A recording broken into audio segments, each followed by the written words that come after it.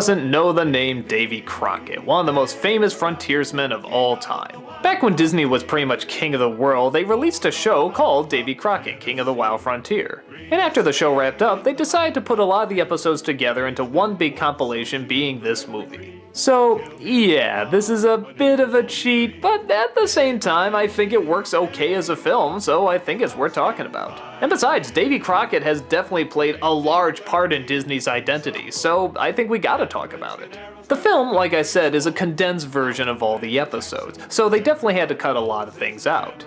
This is funny seeing how the show was already a very romanticized version of a real historical character.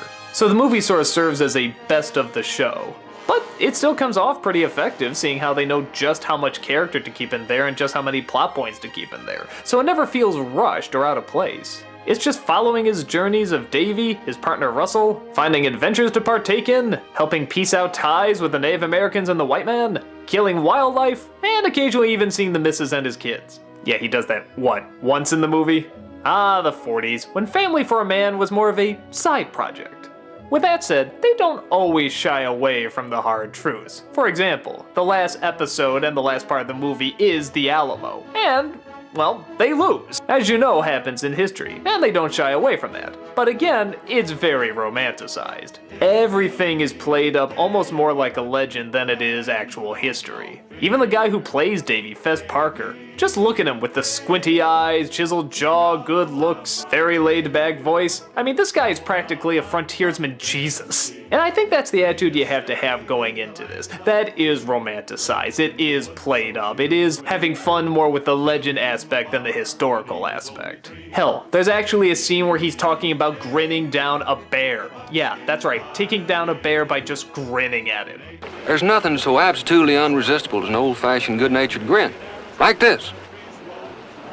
I figured the same thing ought to work on bars, but I never got a chance to find out. It's pretty silly.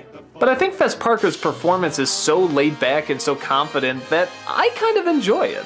I can see how a lot of history buffs will look at this and kind of laugh, but I think they make the myth that they've created here just so likable that it's hard for me not to have fun with it. Russell's a good side character, there's a lot of good friends and foes that they come across along the way. Some of them stereotypes, but not as mean as you would think. It just sort of has its own strange, unique charm to it. It is cheesy, and a lot of it is kind of fictionalized, but at the same time, it's the kind of story you want to believe. And you have fun believing, even though you know it's probably not true.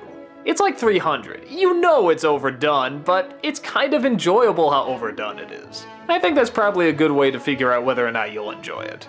If you want to see the true story of Davy Crockett and his adventures, this probably isn't the best version to watch. But if you want to know about the myth, the legends, more the tales that people would tell around a campfire than you would find out of a history book, then I say this is a lot of fun. I know it's hokey, but for me, it's just an old-fashioned good time.